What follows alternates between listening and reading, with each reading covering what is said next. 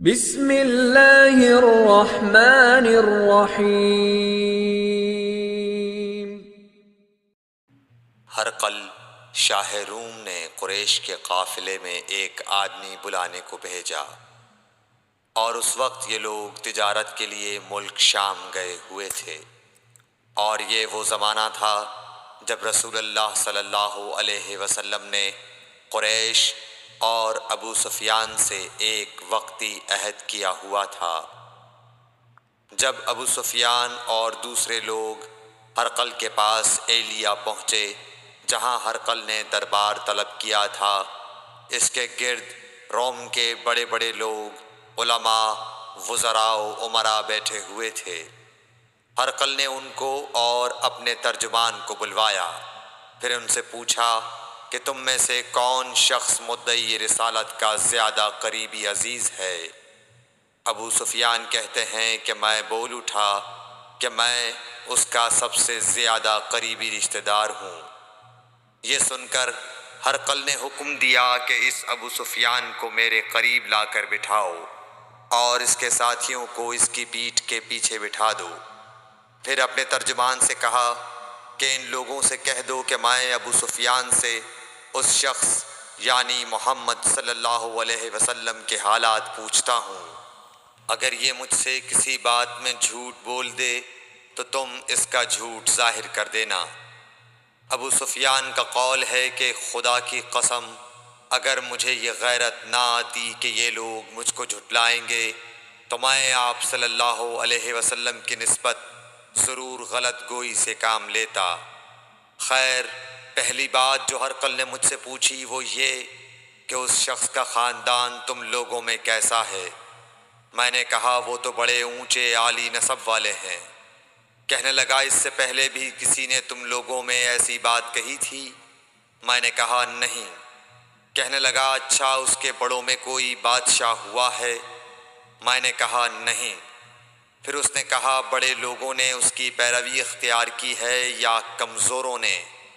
میں نے کہا نہیں، کمزوروں نے۔ پھر کہنے لگا اس کے تابعدار روز بڑھتے جاتے ہیں یا کوئی ساتھی پھر بھی جاتا ہے؟ میں نے کہا نہیں۔ کہنے لگا کیا اپنے اس دعویٰ نبوت سے پہلے کبھی کسی بھی موقع پر اس نے جھوٹ بولا ہے؟ میں نے کہا نہیں، اور اب ہماری اس سے صلح کی ایک مقررہ مدت ٹھہری ہوئی ہے، معلوم نہیں وہ اس میں کیا کرنے والا ہے۔ ابو سفیان کہتے ہیں میں اس بات کے سوا اور کوئی جھوٹ اس گفتگو میں شامل نہ کر سکا۔ ہرقل نے کہا کیا تمہاری اس سے کبھی لڑائی بھی ہوئی ہے؟ ہم نے کہا کہ ہاں۔ بولا پھر تمہاری اور اس کی جنگ کا کیا حال ہوتا ہے؟ میں نے کہا لڑائی ڈول کی طرح ہے، کبھی وہ ہم سے میدان جنگ جیت لیتے ہیں اور کبھی ہم ان سے جیت لیتے ہیں۔ ہرقل نے پوچھا وہ تمہیں کس بات کا حکم دیتا ہے؟ میں نے کہا وہ کہتا ہے کہ صرف ایک اللہ ہی کی عبادت کرو، اس کا کسی کو شریک نہ بناؤ، اور اپنے باپ دادا کی شرک کی باتیں چھوڑ دو، اور ہمیں نماز پڑھنے، سچ بولنے، پرہیزگاری اور صلہ رحمی کا حکم دیتا ہے۔ یہ سب سن کر پھر ہرقل نے اپنے ترجمان سے کہا کہ ابو سفیان سے کہہ دے کہ میں نے تم سے اس کا نسب پوچھا تو تم نے کہا کہ وہ ہم سے عالی نسب ہے، اور پیغمبر اپنی قوم میں عالی نسب ہی بھیجے جایا کرتے ہیں۔ میں نے تم سے پوچھا کہ دعویٰ نبوت کی یہ بات تمہارے اندر اس سے پہلے کسی اور نے بھی کہی تھی؟ تو تم نے جواب دیا کہ نہیں۔ تب میں نے اپنے دل میں کہا کہ اگر یہ بات اس سے پہلے کسی اور نے کہی ہوتی تو میں سمجھتا کہ اس شخص نے بھی اسی بات کی تقلید کی ہے جو پہلے کہی جا چکی ہے۔ میں نے تم سے پوچھا کہ اس کے بڑوں میں کوئی بادشاہ بھی گزرا ہے؟ تو تم نے کہا کہ نہیں۔ تو میں نے دل میں کہا کہ ان کے بزرگوں میں سے کوئی بادشاہ ہوا ہوگا تو کہہ دوں گا کہ وہ شخص اس بہانے اپنے آباء و اجداد کی بادشاہت اور ان کا ملک دوبارہ حاصل کرنا چاہتا ہے۔ اور میں نے تم سے پوچھا کہ اس بات کے کہنے یعنی پیغمبری کا دعویٰ کرنے سے پہلے تم نے کبھی اس کو دروغ گوئی کا الزام لگایا ہے؟ تم نے کہا کہ نہیں۔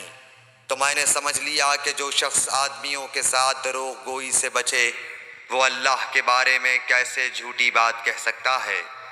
اور میں نے تم سے پوچھا کہ بڑے لوگ اس کے پیرو ہوتے ہیں یا کمزور آدمی؟ تم نے کہا کمزوروں نے اس کی اتباع کی ہے۔ تو دراصل یہی لوگ پیغمبروں کے متبعین ہوتے ہیں۔ اور میں نے تم سے پوچھا کہ اس کے ساتھی بڑھ رہے ہیں یا کم ہو رہے ہیں؟ تم نے کہا کہ وہ بڑھ رہے ہیں، اور ایمان کی کیفیت یہی ہوتی ہے حتیٰ کہ وہ کامل ہو جاتا ہے۔ اور میں نے تم سے پوچھا کہ آیا کوئی شخص اس کے دین سے ناخوش ہو کر مرتد بھی ہو جاتا ہے؟ تم نے کہا نہیں۔ تو ایمان کی خاصیت بھی یہی ہے، جن کے دلوں میں اس کی مسرت رچ بس جائے وہ اس سے لوٹا نہیں کرتے۔ اور میں نے تم سے پوچھا کہ آیا وہ کبھی عہد شکنی کرتے ہیں؟ تم نے کہا نہیں۔ پیغمبروں کا یہی حال ہوتا ہے، وہ عہد کی خلاف ورزی نہیں کرتے۔ اور میں نے تم سے کہا کہ وہ تم سے کس چیز کے لیے کہتے ہیں؟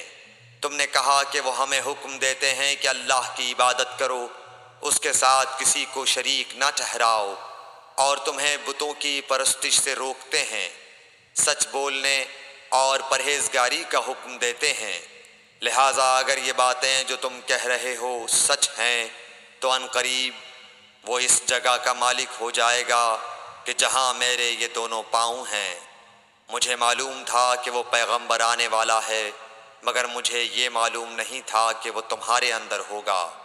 اگر میں جانتا کہ اس تک پہنچ سکوں گا تو اس سے ملنے کے لیے ہر تکلیف گوارا کرتا۔ اگر میں اس کے پاس ہوتا تو اس کے پاؤں دھوتا۔ ہرقل نے رسول اللہ صلی اللہ علیہ وسلم کا وہ خط منگایا جو آپ نے وہیہ کلبی رضی اللہ تعالیٰ عنہ کے ذریعے حاکم بصرہ کے پاس بھیجا تھا، اور اس نے وہ ہرقل کے پاس بھیج دیا تھا۔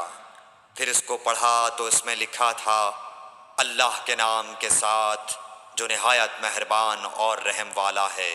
اللہ کے بندے اور اس کے پیغمبر محمد صلی اللہ علیہ وسلم کی طرف سے یہ خط ہے شاہ روم کے لیے۔ اس شخص پر سلام ہو جو ہدایت کی پیروی کرے۔ اس کے بعد میں آپ کے سامنے دعوت اسلام پیش کرتا ہوں۔ اگر آپ اسلام لے آئیں گے تو دین و دنیا میں سلامتی نصیب ہوگی، اللہ آپ کو دوہرا ثواب دے گا۔ اور اگر آپ میری دعوت سے روگردانی کریں گے تو آپ کی رعایا کا گناہ بھی آپ ہی پر ہوگا۔ اور اے اہل کتاب، ایک ایسی بات پر آ جاؤ جو ہمارے اور تمہارے درمیان یکساں ہے، وہ یہ کہ ہم اللہ کے سوا کسی کی عبادت نہ کریں اور کسی کو اس کا شریک نہ ٹھہرائیں، اور نہ ہم میں سے کوئی کسی کو خدا کے سوا اپنا رب بنائے۔ پھر اگر وہ اہل کتاب اس کتاب سے منہ پھیر لیں تو مسلمانوں، تم ان سے کہہ دو کہ تم مانو یا نہ مانو، ہم ایک خدا کے اطاعت گزار ہیں۔ ابو سفیان کہتے ہیں، جب ہرقل نے جو کچھ کہنا تھا کہہ دیا اور خط پڑھ کر فارغ ہوا تو اس کے ارد گرد بہت شور و غوغا ہوا، بہت سی آوازیں اٹھیں اور ہمیں باہر نکال دیا گیا۔ تب میں نے اپنے ساتھیوں سے کہا کہ ابو کبشہ کے بیٹے حضرت صلی اللہ علیہ وسلم کا معاملہ تو بہت بڑھ گیا۔ دیکھو تو اس سے بنی اصفر روم کا بادشاہ بھی ڈرتا ہے۔ مجھے اس وقت سے اس بات کا یقین ہو گیا کہ حضور صلی اللہ علیہ وسلم ان قریب غالب ہو کر رہیں گے، حتیٰ کہ اللہ نے مجھے مسلمان کر دیا۔ راوی کا بیان ہے کہ ابن ناطور ایلیا کا حاکم ہرقل کا مصاحب اور شام کے نصارہ کا لاٹ پادری بیان کرتا تھا کہ ہرقل جب ایلیا آیا ایک دن صبح کو پریشان اٹھا تو اس کے درباریوں نے دریافت کیا کہ آج ہم آپ کی حالت بدلی ہوئی پاتے ہیں، کیا وجہ ہے؟ ابن ناطور کا بیان ہے کہ ہرقل نجومی تھا، علم نجوم میں وہ پوری مہارت رکھتا تھا۔ اس نے اپنے ہم نشینوں کو بتایا کہ میں نے آج رات ستاروں پر نظر ڈالی تو دیکھا کہ ختنہ کرنے والوں کا بادشاہ ہمارے ملک پر غالب آ گیا ہے۔ بھلا اس زمانے میں کون لوگ ختنہ کرتے ہیں؟